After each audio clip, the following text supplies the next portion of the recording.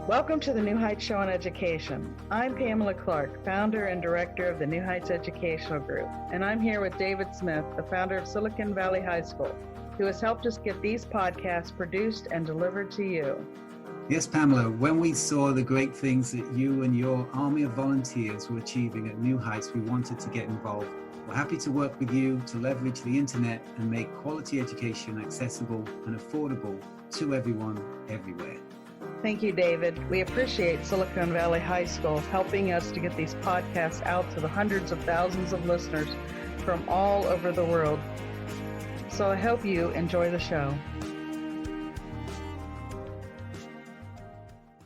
Hello, everyone. This is Charlotte McGuire again, your host for the New Heights Show on Education.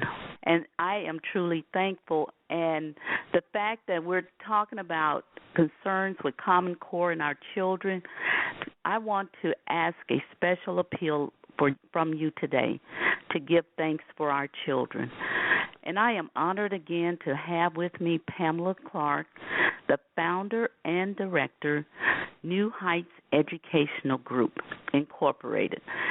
Pamela will co-host with me today as we talk about concerns that led to Common Core. Well, hello, Pam. Hello, Charlotte. Pamela? How are you? How are you? I'm here. I'm good, thank you. How are you? Oh, Hello? Greet our listening audience today. Hello. Well, first, Can you yeah, go ahead. Can you hear me? Can Yes. you hear me? Oh, okay. Yes. All right, go ahead. I'm sorry. I don't know what happened. Oh, that's okay. Right now, you might be struggling through your classes or even failing them. You might be worried that you may not finish high school. There might have even been a thought that you may not be smart enough. Well, the New Heights Educational Group begs to differ. We not only think you are smart enough, but with our help, you will complete your high school diploma. The New Heights Educational Group strives to improve your academic success through its tutoring services. To learn more, please visit newheightseducation.org and contact us. New Heights Educational Group, educational resources to help reach your goals. First of all, let me start off by saying to everyone, I think last week I said something about parents being true partners to the education process, but it's more than that. Our children are a divine trust. According to the preamble to our Constitution, God endowed them with certain unalienable rights. So there's something within our children. Every one of them have the inherent potential to succeed. Every child is born with a unique and a specific purpose that only they can accomplish on this earth. And with that sacred trust, all of our parents have the right and the privilege to train, develop, and advocate for your child's holistic development. And that's being sure that you have the right educational options and opportunities, as well as those that will serve them for the rest of their lives. You know, plus, as a parent, and I'm sure all of you agree, we want our children to be able to think for themselves. We don't want them to go along to get along. We want them to succeed and thrive among citizens of the world. But the question became in this country, how do our children stack up against children of other countries? What is the academic achievement of our children?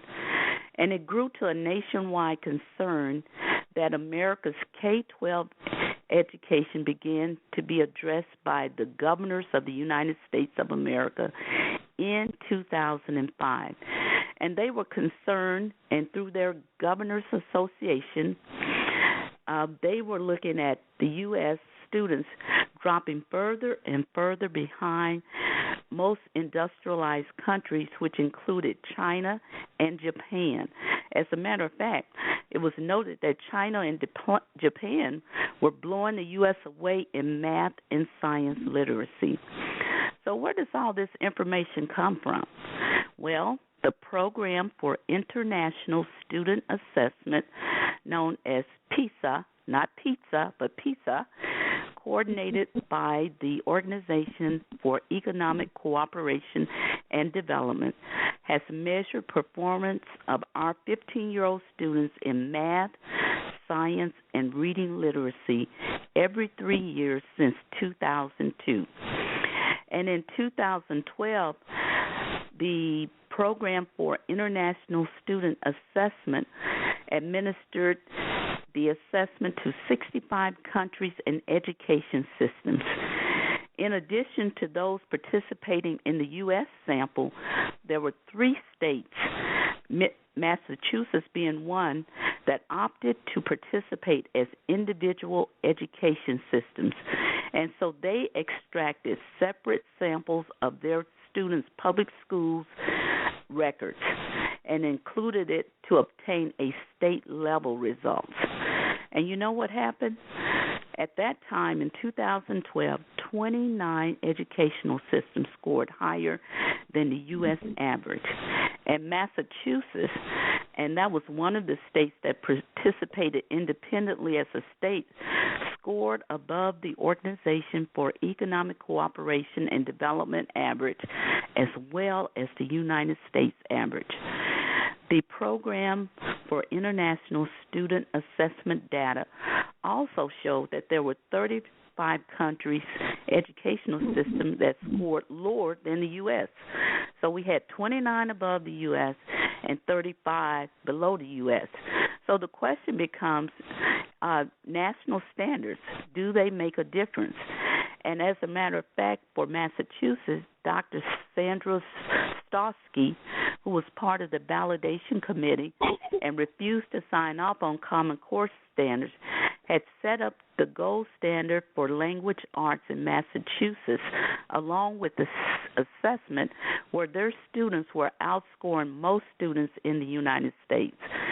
So, Pam, when you think about all of this and hear all this information, my question is, do national standards alone make a difference in a student's academic performance, or are there other factors that impacts a child's proficiency level and development toward educational goals? I think it depends on the type of school the child is attending for their education. I don't think that one thing alone makes a difference in the child's performance. Our parents that are in the American educational system as a whole have been forced out, in my opinion, of their child's education at a very young age. And the schools say they want parent input, but they don't really, give the parents the tools to be part of it. So unless they're homeschooled, I would say no. And you're right.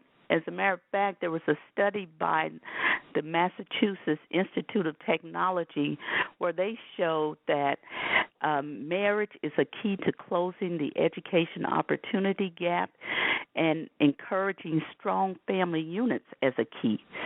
And even as you suggested last time, I went back to one of Brianna's shows. She's one of our host audience that does programming on the New Heights Educational Group, and she had as a guest Isaac Moffett, and the show was entitled American versus Foreign Education Systems. And Isaac Moffett is the principle of what they call the Great Educational Struggle. And one of the things he noted is that as a country, the U.S. spends $14,000 per pupil on education, say compared to someone like South Korea, which spends only $3,700 per pupil, yet South Korean students score higher than U.S. students. So when we look at that, is money a big difference in terms of per pupil costs? And are there expectations, say, from the parents or teachers that would make a difference, Pamela? That's interesting. Because I know that $13,000 to $14,000 per pupil, that also depends on the state that you are in. and also the district you're in. So there's some states that do not make even nearly that amount per pupil. I know in Ohio, in Northwest Ohio, they don't make that per pupil unless they have a special need. So it really depends, and they spend more money per pupil in richer areas than they do in poverty areas. So that number really does depend on a lot of different factors. But we believe that the expectations that are placed on the students are flipped around to what they should be. New Heights believes in catering to students' interests and talents, and I'm not saying there shouldn't be a diverse, education, but we do believe in giving, many different subjects, and we do believe in the student having the diverse education. But if a student says, I want to be the president, then we should give them the resources to explore that. Teacher expectations, there are many types of teachers in the U.S. educational system, and many of them really do care and want to make a difference, and they work hard and really are the unsung heroes. But there are some teachers that just like there are some parents that have their head buried in the proverbial sand. So it's a two-way street across the board. I mean, some people really want to make a difference, and some people are afraid of change, and they fight it. So, but that doesn't help anyone. Might as well our students. And I agree. I think the parents want the best for their children.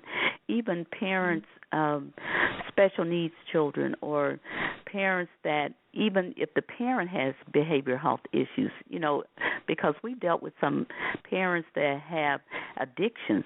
But if you ask that parent if they want something better for their child than they had for themselves, they will always say yes. And with teachers, I agree with you. Teachers want to do the very best and bring out the uniqueness and the giftings and the possibility thinking of every child they come in contact with. And when we look at what we do in the United States of America and other countries, I think parents from other countries have the same concerns. And what I'd like for you to do and our audience to listen to is a concern from a mother from China. She said Common Core is the communist core that she went through in China. Listen up to her testimony.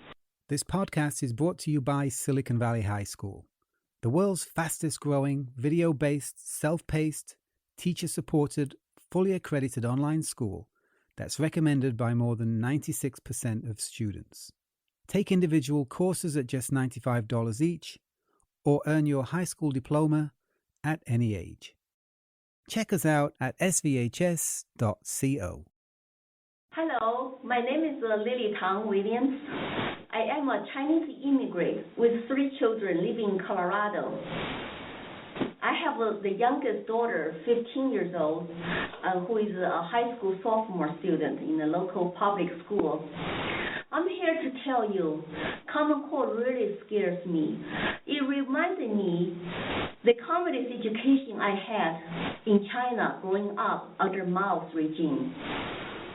When I was in school, starting first grade, we would chant every day, "Long live Chairman Mao, long live Communist Party."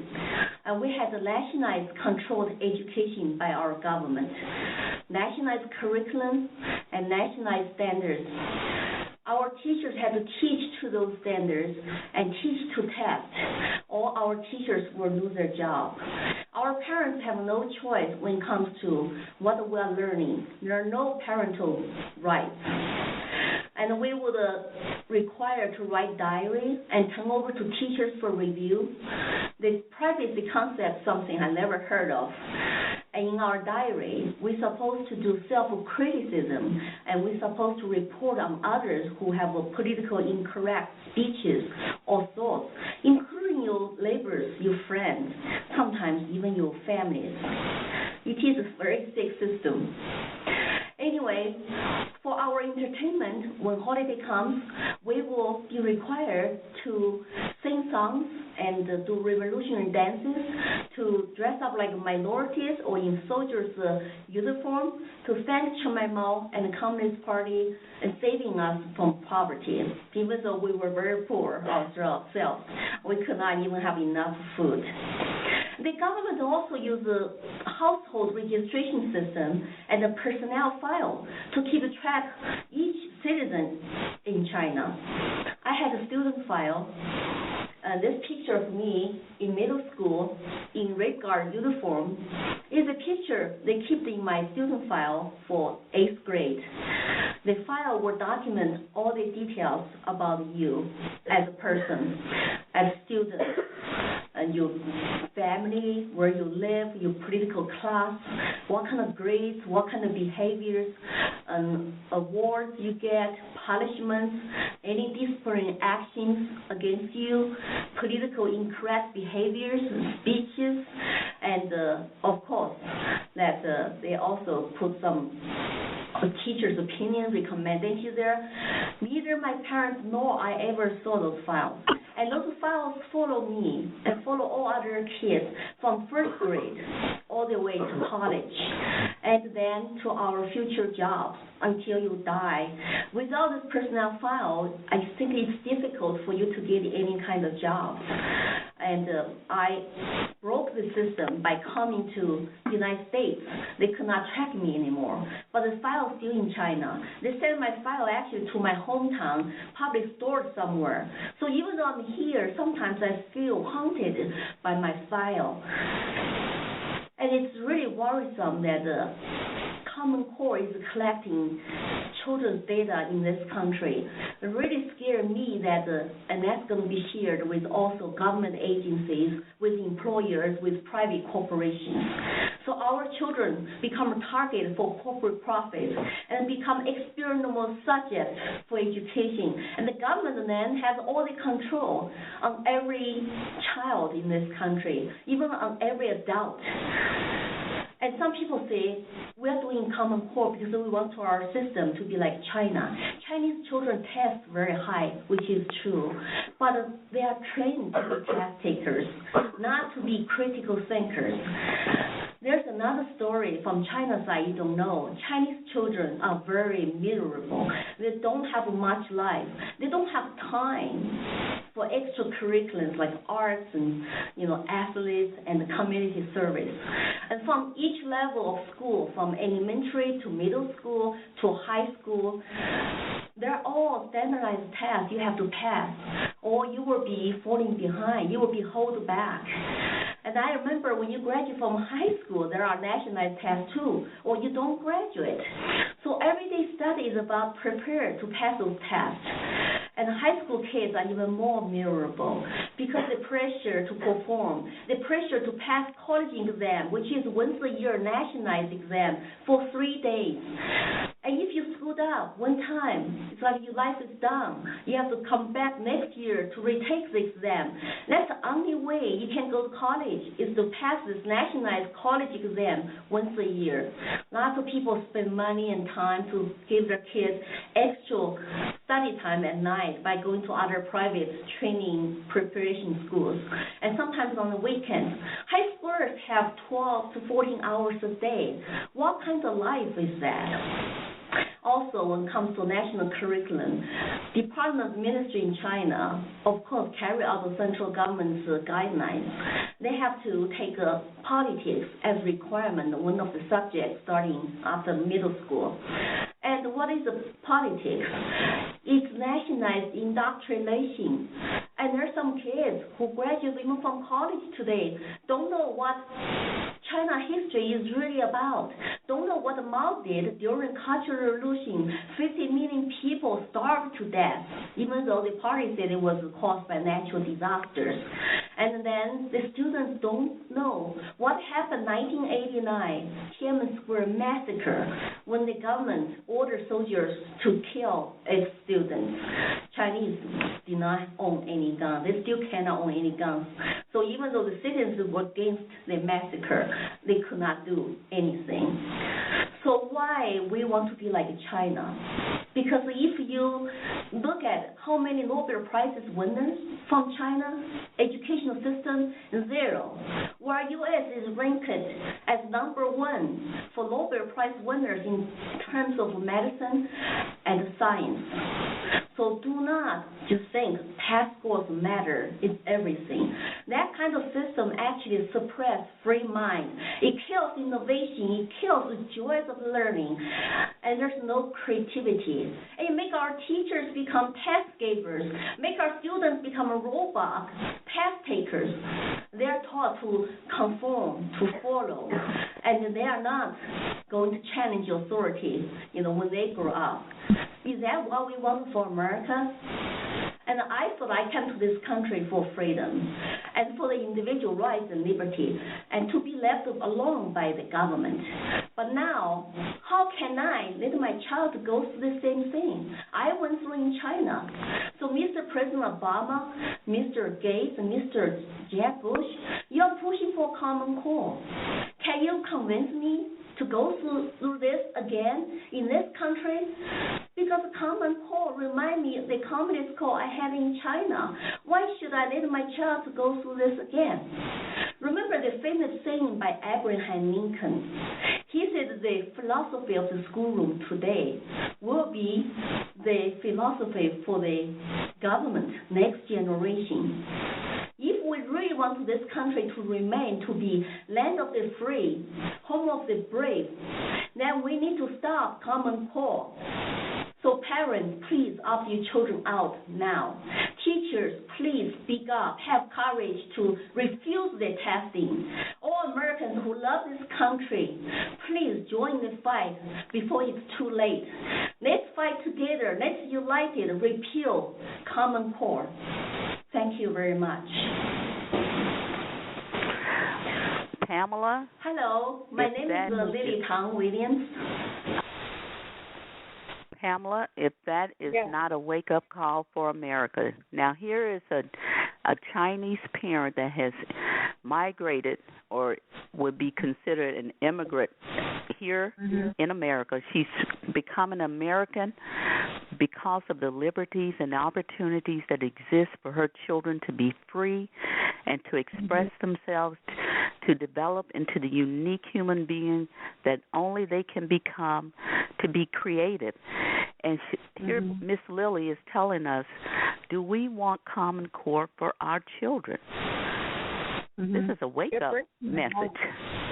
It really breaks my heart. When I listened to it the other day, I wrote you and said that. And, a couple of things come to mind as I'm listening to her. Our own American history and the things that we have overcome and the things that we offer to the world by thinking differently, by having control of our own destinies. And now that has been whittled away.